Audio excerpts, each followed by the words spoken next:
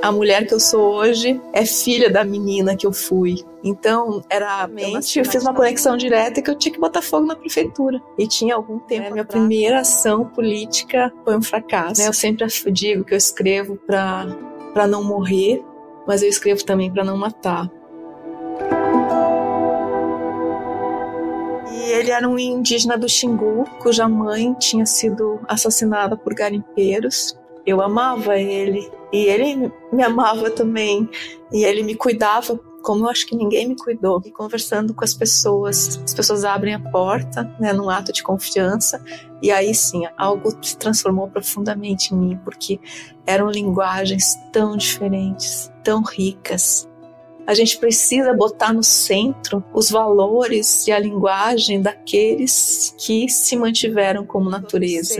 A gente vai vendo como é ridículo a gente que está nesse mundo há um tempo tão recente achar que a gente é o centro de alguma coisa.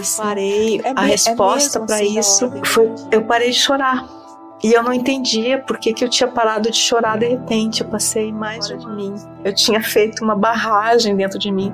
Logo eu que tenho aversão pelas barragens na Amazônia como Belo Monte. Eu acho que essa é a grande disputa que a gente vai fazer nesses próximos meses, nesse próximo ano, que é como a gente torna uma COP na Amazônia uma COP realmente amazônica. A única saída que a gente tem é entender que os centros do nosso mundo é onde está a vida. A Amazônia é o centro do mundo, é uma das regiões mais importantes do planeta e deve ser preservada e protegida. Essa ideia foi criada pela jornalista mais premiada do Brasil, que também é documentarista e escritora, Eliane Brum. Eliane Brum é autora de quase uma dezena de livros, sendo que parte deles também foi publicada em outros idiomas como o inglês, o espanhol e o italiano. Entre suas obras mais conhecidas estão os livros A Vida que Ninguém Vê, O Olho da Rua e seu livro mais recente, Banzeiro-Ocotô, Uma Viagem à Amazônia, Centro do Mundo. Eliane trabalha com a cobertura jornalística na Amazônia há quase 25 anos e vive em Altamira, no Pará, desde 2017. Como jornalista, é uma das fundadoras da plataforma Samaúma, lançada em setembro de 2022, que conta histórias da Amazônia em inglês, português e espanhol. Eu sou Marcos Colom e este é o último episódio do especial Pensando a Amazônia pela Literatura do Latitude Cast. Nele, iremos conversar com Eliane Brum sobre a importância de pensar a Amazônia, centro do mundo, pela escrita. Eliane, seja bem-vinda ao Latitude Cast, é um prazer te receber aqui. Muito obrigada, Marcos, estou muito feliz de estar com vocês. É uma honra para mim. Obrigada por me acolher nesse espaço tão especial que vocês criaram. Eliane, eu queria começar esse bate-papo te pedindo para te apresentar aos nossos ouvintes, que você falasse um pouco da sua relação com a literatura e com a Amazônia. Eu acho que a minha relação, ela começa com a literatura, ela começa bem antes de eu aprender a escrever, e ela é muito marcada também pela literatura oral. Eu nasci numa cidade no interior do Rio Grande do Sul, né, Juí, mas com uma família fortemente enraizada na zona rural. A maior parte dos meus parentes eram pequenos agricultores, então eu, desde pequena, ficava escutando histórias. Então, a oralidade sempre foi o que primeiro me chamou para a literatura. Quando eu tinha 5 para 6 anos, teve um episódio que eu acho que marca muito toda a minha trajetória. Eu acho que a gente é muito essa ideia de que a gente é criado na infância mesmo, né? Eu sou filha, a mulher que eu sou hoje é filha da menina que eu fui. Então, eu nasci na ditadura, né, empresarial militar já, nasci em 1966, e minha família, meu pai, foi um filho de analfabetos, né, foi a primeira pessoa, né, em todas as gerações que aprendeu a ler e escrever, e ele fundou uma universidade, né, junto com outras pessoas. E essa universidade, na época da ditadura, ela era considerada, obviamente, subversiva, e uma das criações dessa universidade, que era fortemente enraizada na comunidade, era uma escola num distrito rural, criada, né, nos princípios do Paulo Freire, nos princípios da comunidade. O currículo era discutido com a comunidade, ela respeitava o tempo da colheita, e ela, obviamente, foi considerada subversiva, e o prefeito da Arena tirou a comunidade dessa universidade comunitária e se apropriou dela. E na noite que isso aconteceu, meu pai levou, a gente sempre participava de todas as discussões, a família. Eu tinha esses 5 para 6 anos, e foi a primeira vez que eu vi meu pai humilhado e destruído. Eu sempre fui muito sensível, então sempre percebi muito as pessoas, e ver meu pai, que era meu herói, destruído, sendo humilhado por um prefeito da Arena, foi muito impactante para mim. E eu fui criada nesse ambiente, né, de saber onde esconder os livros proibidos, se caso tivesse algum tipo de batida, né, lá em casa. Meu pai às vezes era levado para o quartel, e a gente ficava esperando sem saber se ia voltar. Eu sabia os assuntos, enfim, eu sempre quis lutar. Desde pequena eu queria poder crescer para lutar contra a ditadura. E aí eu ver meu pai naquele humilhado, a gente voltou para casa, todos muito quietos, meus 2 irmãos mais velhos, minha mãe, meu pai. E eu fiquei pensando, bom, ninguém vai fazer nada, então eu preciso fazer. E aí, na minha ideia de criança, eu pensei, o que eu posso fazer? E imediatamente eu concluí que eu tinha que botar fogo na prefeitura, né? Já que era a prefeitura o símbolo daquilo tudo. Claro que isso não me passava na cabeça, eu só entendi diretamente, eu fiz uma conexão direta que eu tinha que botar fogo na prefeitura. E tinha algum tempo atrás acontecido um incêndio do posto de saúde, que foi um grande acontecimento na cidade, e foi a primeira vez que eu vi um incêndio, então isso estava muito presente na minha cabeça.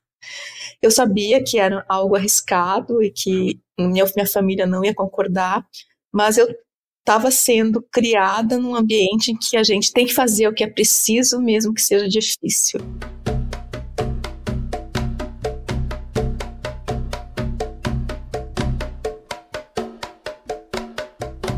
E aí, quando estava todo mundo jantando, eu peguei uma caixa de fósforo na cozinha. Minha mãe sempre dizia, guria, não mexe com fogo, não pega, não pode, não podia pegar fósforo, essas coisas, que era muito perigoso. Escondi no meu vestidinho, avental de bolsinho, e botei depois embaixo do travesseiro na minha cama. Passei uma noite que eu não dormi, porque eu estava muito nervosa com o que eu ia fazer. E tinha um desafio também, que eu morava de um lado da praça central da cidade e a prefeitura ficava do outro lado.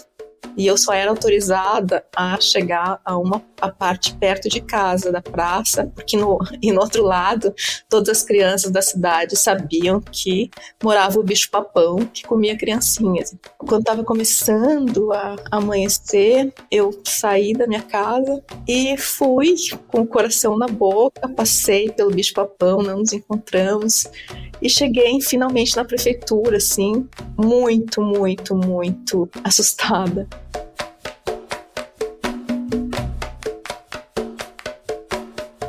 E aí eu gastei, o primeiro palito de fósforo, eu me lembro dessa cena, assim.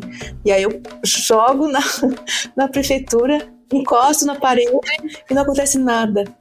E aí eu gasto a caixa de fósforo inteira e não acontece nada. E eu volto fracassada para casa, né? Minha primeira ação política de resistência, né, de combate à ditadura foi um fracasso. E aí eu acho que eu entendi, Marcos, que eu não entendi. Eu fui entender isso muito mais tarde. Que eu sempre digo que eu escrevo para não morrer, mas eu escrevo também para não matar. Então eu acho que o palito de fósforo é a minha caneta, né? Escrever é a minha forma de lutar contra a injustiça, lutar por uma outra vida, por um outro mundo, sem provocar incêndios, né? Porque a gente não precisa de mais incêndios.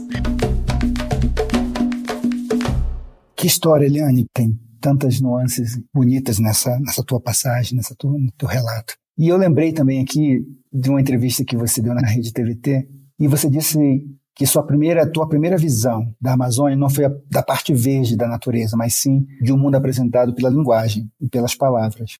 Como foi essa primeira impressão da Amazônia a partir da linguagem? E por que ela foi tão significativa para tentar apagar os fogos, as agruras que a Amazônia enfrenta hoje? A linguagem da Amazônia, Marcos, ela me chega também no interior do Rio Grande do Sul, antes de eu ir para a Amazônia, que é uma outra história. Quando eu tinha mais ou menos 8, 9 anos, chegou um indígena do Xingu, chamado Pedemar Maraguara Porã.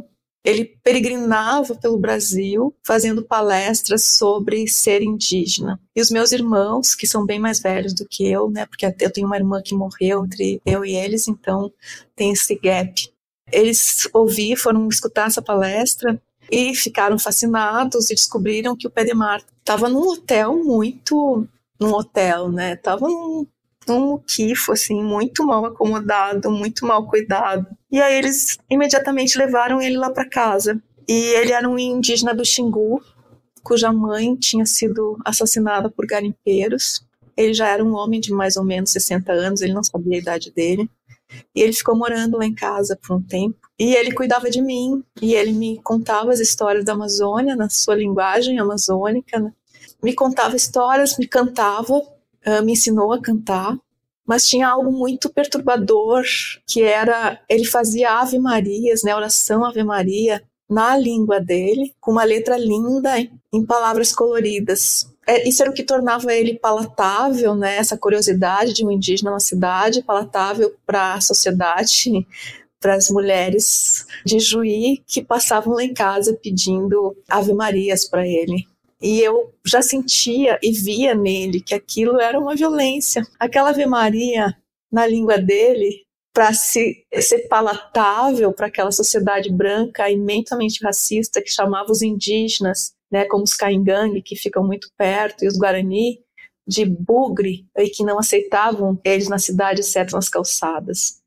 E aí essa violência, para mim, é óbvio que eu não racionalizava ela ainda, mas já um pouco, era muito forte, porque eu amava ele, e ele me amava também, e ele me cuidava como eu acho que ninguém me cuidou.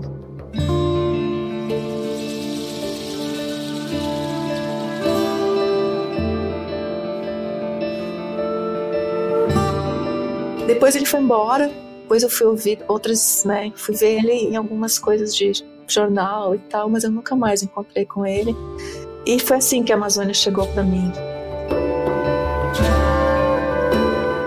E ela chegou para mim também com os fazendeiros ricos da cidade. Eu ouvia em churrascos eles se gabando de expulsarem os indígenas no Mato Grosso. Eles diziam comprando terras, mas a gente sabe hoje que é grilando terras, né? E eles falavam da violência que cometiam como se fosse absolutamente normal, porque eles não consideravam indígenas gente, né? Eram os bugres, vamos expulsar esses bugres e botar boi, né? Então, assim que a Amazônia chega para mim na minha infância. E aí eu só vou conhecer a Amazônia mesmo em 1998, quando eu já sou uma jornalista da Zero Hora, já sou repórter especial na Zero Hora e sou enviada para fazer uma matéria sobre a Transamazônica do jeito que eu gosto, que é sem pauta. Eu estudo, mas eu vou pronta para me perder e para encontrar onde está a história. E aí eu ando pela Transamazônica, eu e o fotógrafo Carlinhos, e a gente vai batendo nas portas da estrada, tudo que é tipo de porta, e conversando com as pessoas abrem a porta, né, num ato de confiança, e aí sim, algo se transformou profundamente em mim, porque eram linguagens tão diferentes, tão ricas, e cada uma contando histórias, assim, foram 2 semanas, mas eu voltei completamente transformada, escrevi uma reportagem sem nenhuma aspa, onde as vozes iam entrando. Eu fiz o meu primeiro gesto de alcançar a Amazônia, que eu até hoje estou tentando alcançar. É isso mesmo, Eliane. E eu falo contigo aqui do Equador, e pegando essa tua fala, e você como jornalista, como mulher, e eu queria te ouvir um pouco falando dessa linguagem que eu chamo de linguagem do território. Porque é tão difícil das pessoas lá fora entenderem essa linguagem do território. Eu aqui, junto com o povo Saraiaco e o povo Axuá, eu aprendi. As meninas aqui, quando a primeira menstruação delas, elas enterram essa menstruação na terra. Quando o bebê nasce, a placenta também é enterrada na terra. Então, quando um povo indígena luta pelo seu território, eles estão lutando pela vida que eles colocaram na terra. E, nesse sentido, as mulheres têm um papel primordial, né, nesse processo. Mas a gente está falando dessa questão dessa tessitura, né, dessa linguagem, que é um outro, como você fala, busca outros possíveis, né? Eu gosto muito dessa tua frase. Como chegou para você essa linguagem do território? ela me chega, né, como encantamentos, ela me chega como mundos, né, e sempre no plural, né, eu acho que são talvez linguagens dos territórios, né, eu diria, porque são muitas. Eu não uso, né, no meu livro, o Banzeiro Cotô, o da floresta, porque o da, ele vem para mostrar uma propriedade ou um pertencimento. E na minha percepção, eu acho que é além disso. Eles são floresta, né? Eles nem são donos da floresta, nem se entendem como donos da floresta, nem se entendem como pertencendo à floresta. É uma relação mais profunda. Eles são, né? Eles são a terra, onde eles enterram a placenta, onde as mulheres enterram a menstruação.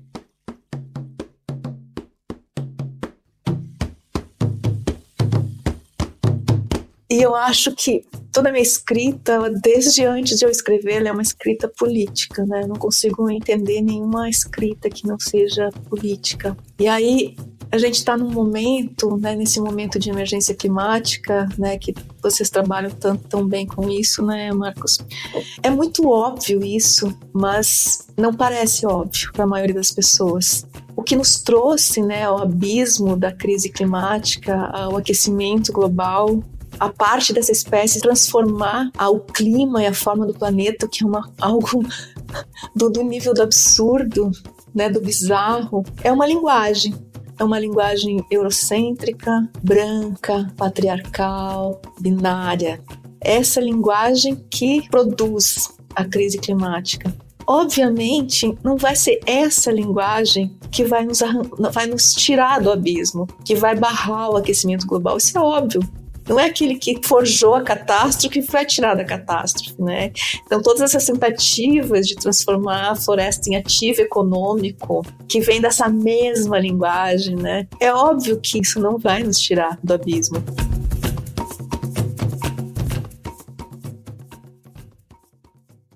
Por isso que a gente defende que precisa muito rapidamente, e esse é o grande desafio, a gente precisa botar no centro os valores e a linguagem daqueles que se mantiveram como natureza. E nesse caminho de entender as linguagens dos povos humanos que habitam a floresta, que são floresta, foi me chegando essas outras humanidades que são, né, o que nós não indígenas chamamos de animais e de plantas e de fungos. Porque eu acho que mudar também a linguagem e tirar o humano do centro, o humano entendido como a espécie humana, tirar do centro, porque a gente vai entendendo na medida em que a gente volta a se aproximar da natureza e dos povos que são natureza, a gente vai entendendo como isso é ridículo.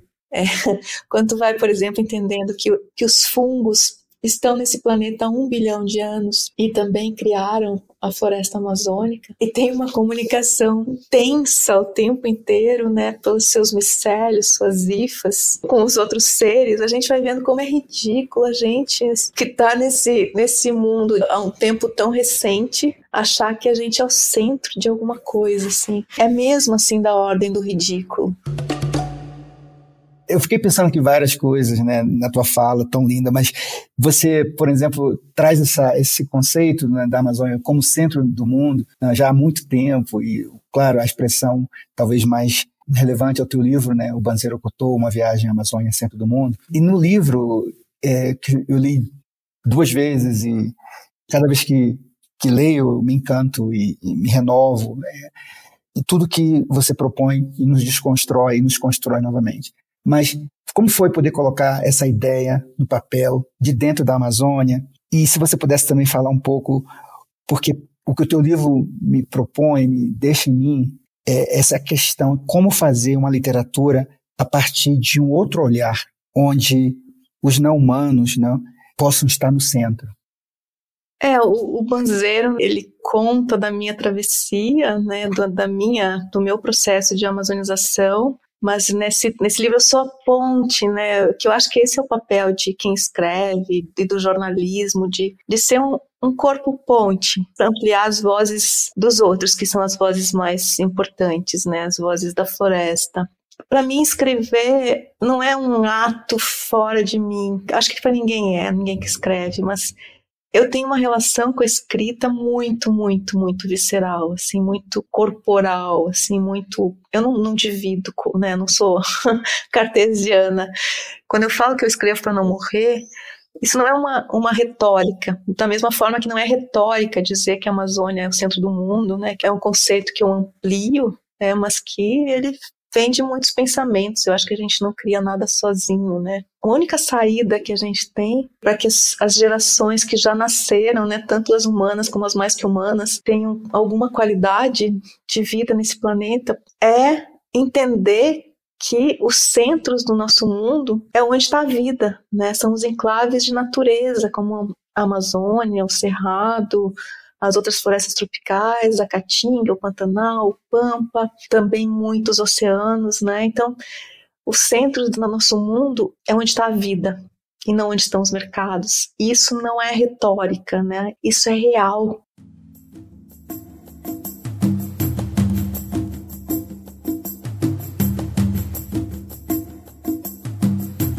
E da mesma forma que também não é retórica, né? Quando eu falo dessa escrita que para mim eu escrevo mesmo para não morrer. E isso é literal, também numa outra história de quando eu tinha 9 anos. Eu sempre tive muita dor com as dores do mundo que eu escutava ao meu redor, né? Eu acho que eu sempre fui uma escutadeira.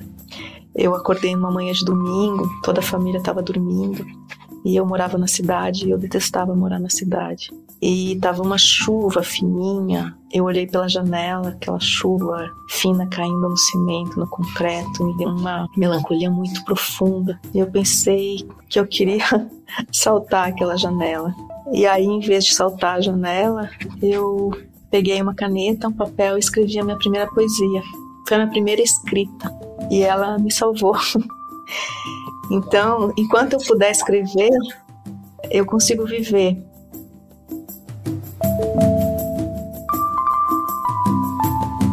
E eu tive uma experiência muito forte agora, porque a gente criou Suma Uma, né? Suma Uma vem de vários movimentos, né? Vem do Refugiados de Belo Monte, vem do Amazônia Centro do Mundo, né? Que foi aquele evento absolutamente transformador que a gente organizou na Terra do Meio, em Altamira. E depois veio de um outro movimento que a gente criou na pandemia, que é o Liberte Futuro, onde a gente falava que a gente precisava usar a imaginação como um instrumento de criação de futuro. E hoje eu acho que é a criação do presente mesmo.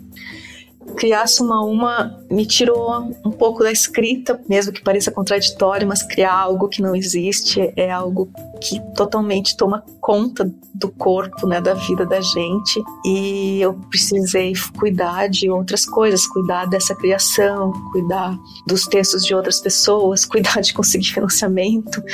E tudo isso para dizer que eu fiquei 1 ano sem escrever nada além de editoriais. E isso teve um impacto profundo em mim. A resposta para isso foi: eu parei de chorar. E eu não entendia por que eu tinha parado de chorar de repente. Eu passei mais de 1 ano sem chorar. Chorar nem pela beleza, sempre fui muito uma choradeira de belezas. E sem chorar pela tristeza, sem chorar por nada, assim. Eu sequei, mas eu ainda não tinha feito essa relação. E aí eu finalmente consegui parar e fazer uma reportagem sobre os fungos, que hoje o que me move muito é entender como a gente escuta os mais que humanos. E eu fiz uma primeira reportagem sobre os fungos. E aí, tão logo eu comecei a escrever, eu voltei a chorar. E aí eu entendi que eu estava barrada por palavras dentro de mim. Eu estava barrada por tudo aquilo que não virava palavra fora de mim. Eu tinha feito uma barragem dentro de mim. Logo eu, que tenho aversão pelas barragens na Amazônia, como Belo Monte, tinha construído pela impossibilidade de escrever uma barragem dentro de mim. Não, é uma relação super, para mim também. Eu lembrei falando, né, de alguns cursos que no Japão, por exemplo, tem um curso de cura pela literatura, pela linguagem, né? E como que a literatura também nos salva, né? A escrita nos salva.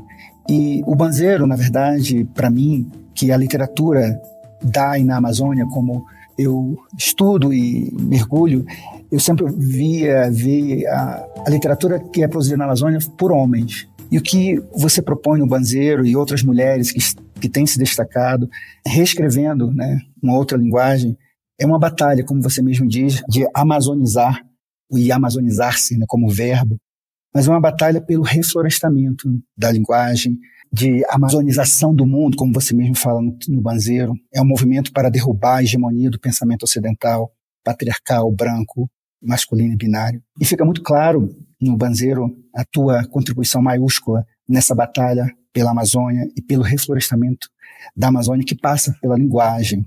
E eu queria te mandar uma pergunta de um grande amigo, que é o Edir Augusto. Edir Augusto é um escritor do Pará, e ele te manda uma pergunta, Eliane.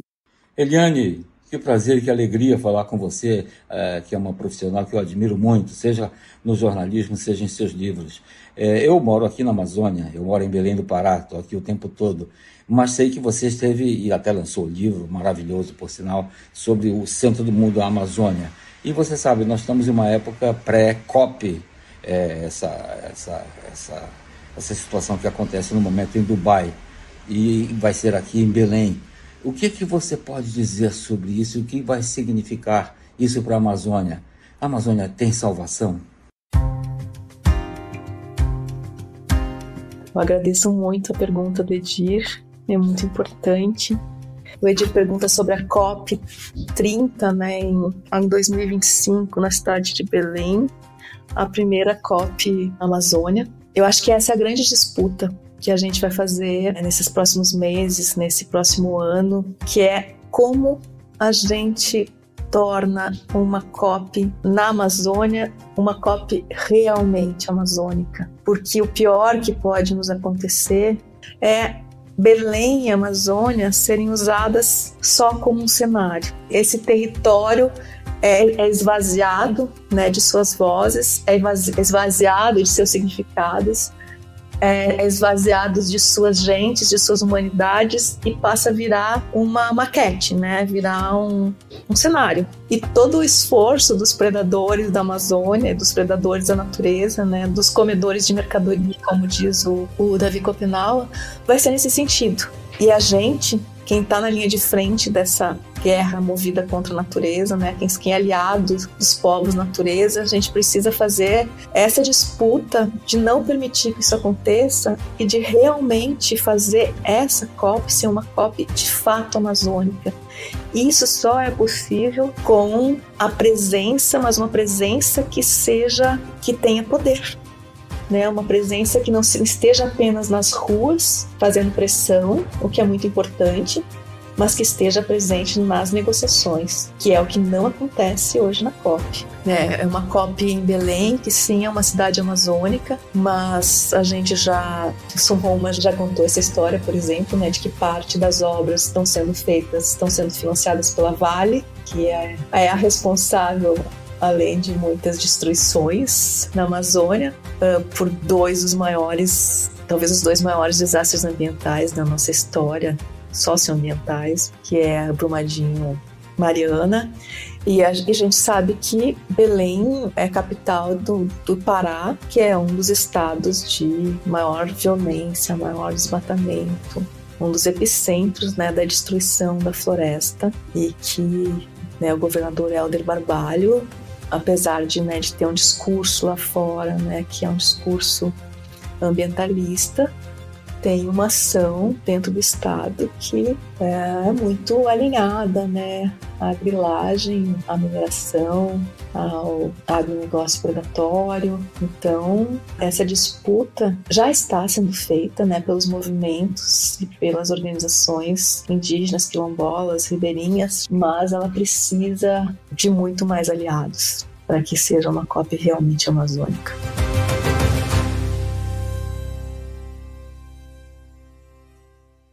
Exatamente. E, na sequência, eu te passo a pergunta da ganhadora do Prêmio Jabuti em 2022, com o som do rugido da onça, Micheline Veruski, que faz uma pergunta para você também, ainda nessa linha um pouco das questões climáticas e ambientais.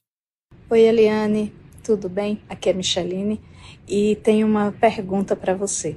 A minha pergunta é: você foi viver na Amazônia para estar mais perto, né, tanto dos povos indígenas quanto da floresta, e para acompanhar também as mudanças, né, climáticas em seu ponto de ápice, sei lá, esse momento que estamos vivendo.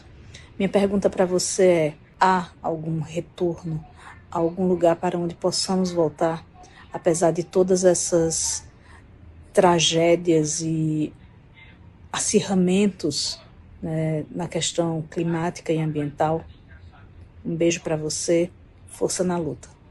Muito bonita, muito boa a pergunta da Micheline. Muito obrigada, Micheline. Sou um grande fã de todas essas pessoas que estão me fazendo perguntas.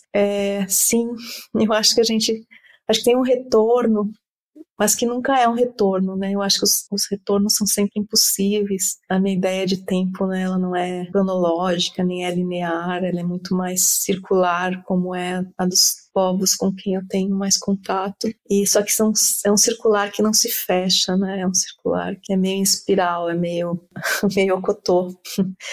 Então, eu acho que é um retorno, mas é um retorno, como o retorno é impossível, é um retorno para se tornar outro possível e ampliar o mundo das possibilidades, que é um retorno para nós mesmos. Eu acho que o que o capitalismo fez foi nos afastar de nós mesmos. O capitalismo usa o corpo como um objeto, né, um objeto de exploração e de espoliação, e não só o corpo humano, mas o corpo a natureza, né, vista como um objeto, como um corpo para extração de mercadoria para extração de mercadorias. E o corpo passa a ser um objeto das mais variadas formas, né? Um objeto para publicidade, um objeto para intervenção, um objeto... eu conto no começo do Banzeiro Ocotô, né, que eu acompanho muita gente chegando pela primeira vez na Amazônia, gente não indígena, vindo de cidades, né, com experiência só urbana, e em geral as pessoas ficam doentes na Amazônia, culpam a água, culpam insetos, culpam esses vírus desconhecidos. Mas depois de tanto tempo, eu fui entendendo que não é isso. Então, eu falo que o que acontece com as pessoas é uma overdose de corpo.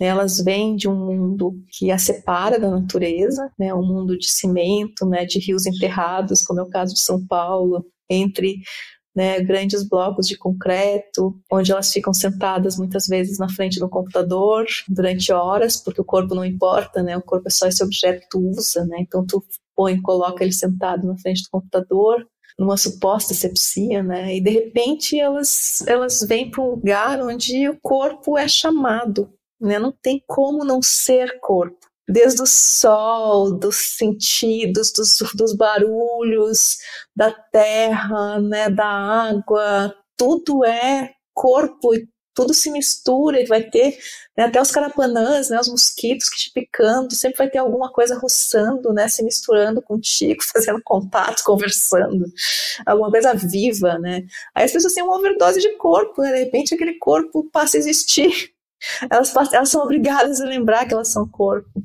e aí elas adoecem, né, mas só que na verdade elas estavam adoecidas antes, né, e o adoecimento é o começo talvez da cura. Que lindo, Liane. Eu passo para a próxima pergunta da nossa querida Diane Witt, tua tradutora. E a pergunta está aí no teu áudio. Oi, Eliane. Quem fala aqui é a Diane Witt, tradutora de Banzeiro Ocotó e também do seu primeiro livro traduzido para o inglês, The Collector of Leftover Souls, o que em português seria O Colecionador de Almas Sobradas. Quando eu estava traduzindo O Colecionador, em 2018, você deixou claro que ser traduzido era uma experiência dolorosa para você, que suas palavras são seu corpo, que mesmo em português mexer nelas dói, ainda mais então nessa travessia interlíngua. Desde então, seus livros foram vertidos também para francês, espanhol, polonês, italiano, búlgaro. Esse acúmulo de experiência com a tradução e com mais tradutores mudou sua percepção da vivência como autora vertida? Como é essa experiência para você hoje?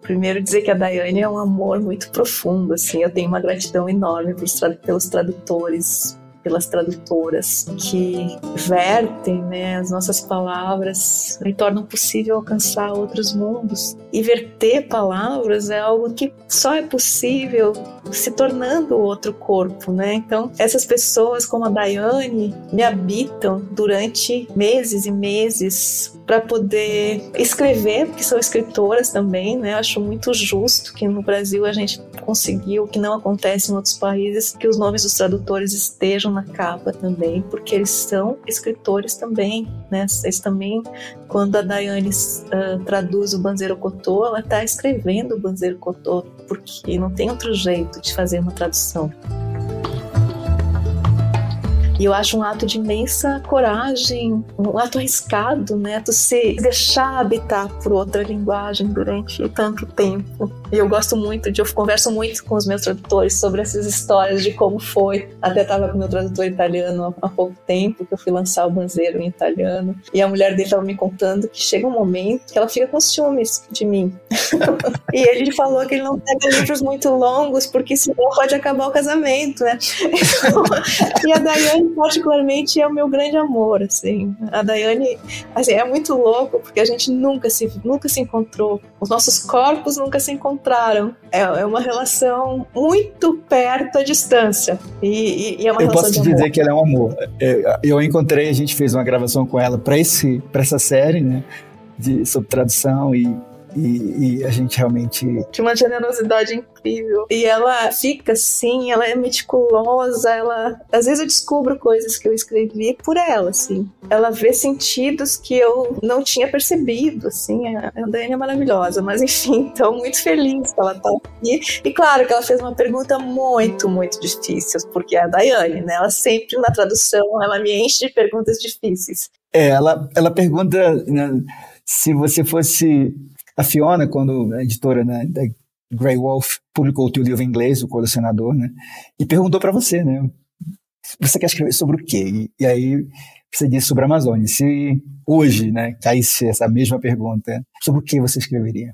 Eu hoje escreveria sobre o estupro, de uma forma como eu sempre escrevo, atravessada pelo meu corpo e ampliada para os outros mundos. Eu acho que eu tenho 2 escritas hoje que eu quero fazer. Eu tenho um livro que eu quero escrever, é um livro de jornalismo, que é uma história que eu acompanho agora, são 22 anos. É uma reportagem de 22 anos de apuração, mas ainda não chegou no momento de escrita. Mas eu tenho 2 escritas que estão me perturbando internamente, né? Estão começando a fazer barragem. Uma é a do estupro e a outra é o que mais me fascina agora no jornalismo, que é Os Mais Que Humanos, que foi o meu desafio, né? Eu abro a matéria dos fungos, né? Vocês podem achar isso uma Amazônia dos Fungos. O primeiro capítulo chama O Fracasso, porque eu fazer reportagens sobre os mais que humanos, escrever sobre os mais que humanos é uma experiência de fracasso, mas um fracasso necessário, um fracasso de busca, é um movimento, não é um fracasso que se estanca. Por quê? Porque o jornalismo, e eu acho que é toda escrita, né, é aquilo que eu sempre falo, né, o movimento da escuta do jornalismo é tu se despir de si, dos seus julgamentos, da tua visão de mundo, né, dos teus preconceitos, para ir o mais vazia possível em direção ao mundo que é o outro e se deixar habitar por esse outro, né, vestir a pele desse outro, então fazer o caminho de volta. É claro que tudo isso passa pelo teu corpo.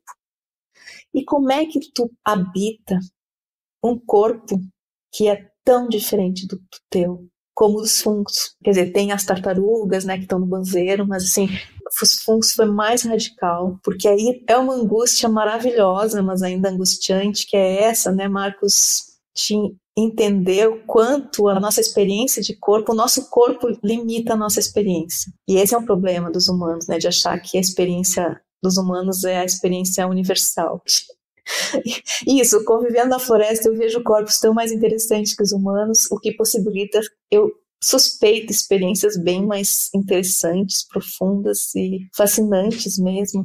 Então esse é hoje o desafio da minha escrita. Essas 2 experiências, uma muito humana, mas com um grande impacto na natureza, né, que eu vejo a Amazônia sendo tratada como um corpo para o estupro, e ninguém deixou isso mais claro quanto o Bolsonaro na sua brutalidade boçal ao dizer que a Amazônia era uma virgem que todo mundo quer. Então, a lógica patriarcal, a lógica do estupro, a gente não entende a destruição da Amazônia, nem a destruição de todos os biomas, sem entender essa lógica que é de um corpo, o corpo passa como corpo para o estupro, mas também passando, como não poderia deixar de ser, pelo meu corpo, pelo estupro das mulheres e os mais que humanos.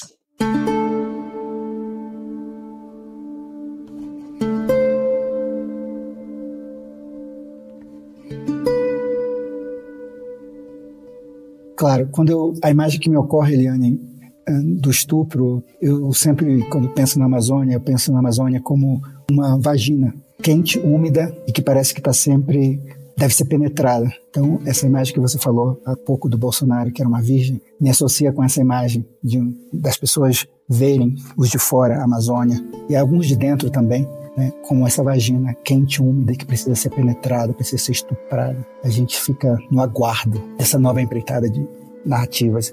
E dos humanos, eu lembrei muito da Dana Haraway, né, quando tem um livro dela, When the Species Meet, quando as espécies se encontram, né, desse diálogo de ouvir, né, os humanos. Não, a Dona Haraway é maravilhosa. Eu assisti uma entrevista dela em 2012 e ela disse uma frase ali que é a chave para mim do nosso viver hoje. Colapso climático, a gente precisa viver entre o terror e a alegria. Isso é como eu sinto a minha vida, né? Imagino que muitas pessoas vivem assim, entre o terror e a alegria. Verdade. E você falou do fracasso, e a próxima pergunta é da Verenilde Pereira. A Verenilde Pereira é uma mulher afro-indígena, e seu livro mais recente, que é O Rio Sem Fim, foi recentemente descoberto depois de 25 anos no anonimato, um livro que ela publicou do bolso dela, e a história dela é tão impactante, em que ela saía colocando o livro nos pontos de ônibus em Brasília, para as pessoas lerem, e é um livro revolucionário. A gente tem uma resenha fabulosa do JB Medeiros e uma entrevista também com o nosso podcast mais ouvido, da Verenilde. E ela te manda essa próxima pergunta, justamente num tópico que você falou, que é sobre o fracasso. Eu sou Verenilde, há pelo menos 70 anos nasci às margens do Rio Negro, esse rio que metaforicamente e concretamente agora seca, mas vai voltar. Essa origem me levou a ter um percurso de muita resistência sobre questões da Amazônia, que é questões indígenas, ambientais. Isso quando a Amazônia não era sequer pauta no mundo, e depois fiquei ligada a atividades com a escrita, quer como professora de seringal ou de faculdades, quer como jornalista. E como escritora, me veio a curiosidade, não é? Quando você faz essa reflexão de que a palavra não apreende a vida, não é? Isso é uma conclusão óbvia, a vida é inapreensível, mas você diz: eu escuto as vidas barradas do Xingu, e fracasso em convertê-las em palavras. Fracassar é uma condição de quem escreve. A minha questão é, houve algum fracasso nesse livro? Você considera que há uma lacuna que você não pensou? Ou que algo ficou assim inapreensível de uma forma muito profunda, muito distante?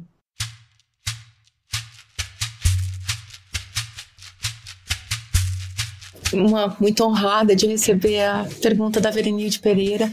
Me senti muito ignorante e falha por ter levado tanto tempo para ela, né? E o trabalho brilhante dela, né? A escrita. O fracasso no Banzeiro Ocotô. Eu realmente entendo o fracasso como uma presença que precisa ser pronunciada, assumida, né, dita em quem escreve, mesmo que seja óbvio, né, que as palavras não cabem, a vida escapa. Isso está presente em quase tudo que eu escrevo de alguma maneira, né, mesmo na minha única obra de ficção, que é Uma Duas. O fracasso é a companhia permanente de quem escreve, e ele está presente, eu acho, em todas as linhas de todos os livros. E às vezes, como, né, quando eu escrevi sobre os fungos, isso chega a me doer, assim, porque eu vejo quão longe eu tô de poder remotamente alcançar a experiência de outro corpo, completamente, radicalmente diferente do meu. Mas o Banzeiro Ocotô, ele é um livro que, em português, ele tem um ponto final, mas em inglês e nas outras línguas, não. Ele é um livro que ele acaba sem ponto final, que é uma expressão tanto de que as histórias continuam a ser contadas, recontadas e transmutadas. E também um reconhecimento físico, né, pela ausência do ponto final do fracasso. E a ideia de não ter ponto final é uma ideia da Diane, né, dessa tradutora maravilhosa do inglês, que ela entendeu que não fazia nenhum sentido ter um ponto final. Eu disse, mas é claro, só que aí a edição em português já tinha acontecido, então a gente consegue fazer essa mudança tão necessária, né? Colocar essa ausência, inserir essa ausência nas outras línguas. Eu não releio meus livros porque eles seriam uma fonte de sofrimento que eu não quero ter, porque o livro, para mim, ele é escrito primeiro dentro de mim e depois, quando ele vira palavra, ele está fora de mim, né? Ele passa a ter uma existência fora do meu corpo, o que é fundamental para eu conseguir viver. E aí ele também passa a ser, como a gente sabe, tanto os livros quanto cada pessoa que lê, porque cada uma vê sentidos diferentes e cada leitura também é uma outra escrita do livro, né? Eu penso em várias coisas que hoje eu já vivi depois de ter terminado de escrever esse livro, então eu já incluiria outras coisas, já transformaria em outras coisas, mas é isso, um livro é sempre um momento. O Banzeiro é uma história de uma vida inteira e de muitas vidas.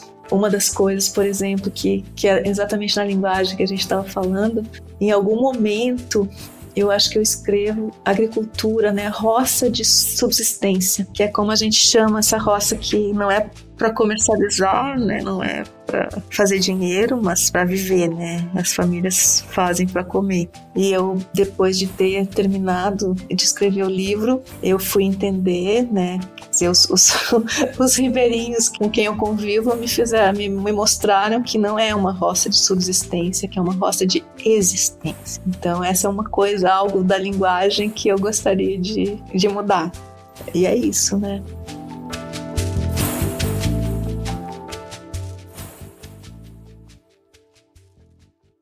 Mas não deixa de ser um processo doloroso, né? Se lidar com as palavras. Quando você lá atrás, em 2018, com o Colecionador de Almas, você dizia que era doloroso, uma experiência dolorosa, né? A tradução, né? Que as palavras são seu corpo, e que mexer, né? Nas palavras, mexer nelas dói em você, né? Eu acho que é um ato de extrema confiança. Assim como eu sou muito grata aos tradutores que tornam tudo isso possível, eu acho importante que cada um deles saiba que eles estão recebendo um ato de extrema confiança. Porque não é meramente um apanhado de palavras, é o nosso corpo, é o corpo do escritor que eles têm nas mãos deles. E aí também, né, eu sofro mais quando é inglês, porque é uma língua que eu compreendo, né, então eu tenho uma discussão mais profunda, tem outras línguas que eu não tenho como saber. Então essa é uma confiança que eu faço, de certo modo, na escuridão, porque eu tenho que confiar na palavra do editor, de que aquele tradutor é excelente, e aí eu vou confiar no tradutor, mas eu nunca vou saber, porque eu não sou capaz de ler a mim mesma. Isso eu acho bem perturbador, mas eu estou criando com os meus tradutores uma relação de conversa, de compartilhamento da vida, das opiniões, das vivências que me permitem gostar deles, que é o que me ajuda a sofrer menos. Às vezes a gente precisa se arriscar a confiar na escuridão. Que lindo. E agora, Eliane, eu acredito que essa pergunta da Rita Carelli é essencial para entendermos a sua relação com a escrita. Nossa, eu gostei tanto desse livro, Terra Preta, da Rita. Eu dei de muitos exemplares de presente.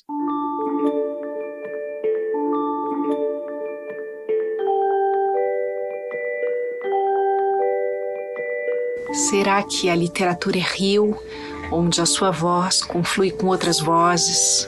Será que ela é caminho por onde continuar a avançar? Será que ela é casa, onde você entra, estende a sua rede, descansa? Eu fico me perguntando, Eliane, no meio de tantas coisas que você sonha e realiza, que lugar é a literatura para você?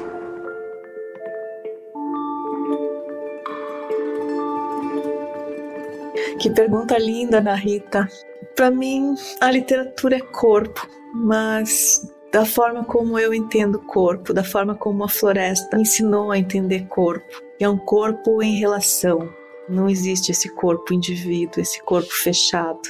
Nesse sentido também a literatura, eu acho que é de certa maneira, por mais que ela seja tão autoral, ela é sempre coletiva. E para mim a literatura é o meu corpo, profundamente o meu corpo, que precisa conversar com outros corpos, precisa estar em relação com outros corpos. E por isso as palavras precisam fluir de mim, como um rio que não pode ser barrado, porque quando barra, como eu contei, ele seca, eu seco, né? Eu seco, quieco, eu não consigo mais chorar. Então tem um rio de palavras que precisa estar sempre fluindo nessa relação com os outros corpos, para eu não secar.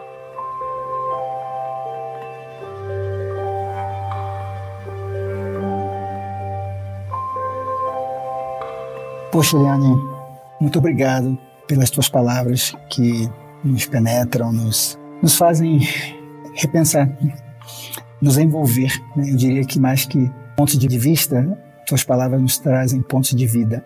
Ai, que lindo. Eu te agradeço muito, Marcos, porque eu não tenho muitas oportunidades de falar dessa maneira, de falar sobre as palavras, sobre a literatura.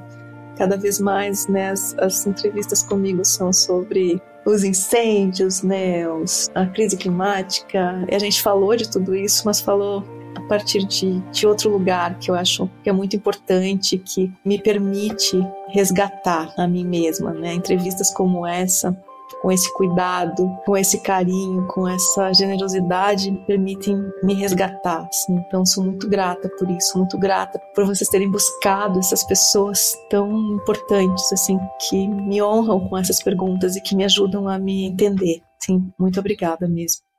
Obrigado a você. Eu sou Marcos Colon e esse foi o último episódio do especial Pensando a Amazônia pela Literatura do Latitudecast, em que conversamos com a jornalista e escritora Eliane Brum. Ao longo da série, conversamos com estudiosos e autores sobre o papel da literatura como ferramenta crítica para perpetuar a cultura e a história da Amazônia.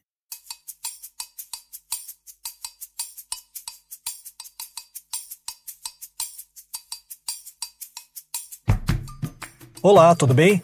Eu sou Felipe Andretta, diretor da Amazônia Latitude e editor desse episódio. Todas as entrevistas do Pensando a Amazônia pela Literatura estão disponíveis no seu tocador de podcast e também no nosso site, amazonialatitude.com. Em 2024, teremos um novo especial, o Pensando a Amazônia pela Música. Fique ligado. Quero convidar você a ouvir também o Amazônia em 5 Minutos, nosso podcast semanal que sai nas manhãs de sexta com um resumo das principais notícias sobre a maior floresta tropical do mundo. Se puder, avalie a Amazônia Latitude aí no seu tocador de podcast e siga a gente nas redes sociais. Assim você nos ajuda a continuar trazendo mais conteúdo de qualidade. O episódio que você acaba de ouvir teve produção de Marcos Colon e Vanessa Moraes. A revisão e a edição sonora são de Felipe Andretta. Usamos trilhas sonoras da Artlist e da Pixabay. Um grande abraço e até a próxima.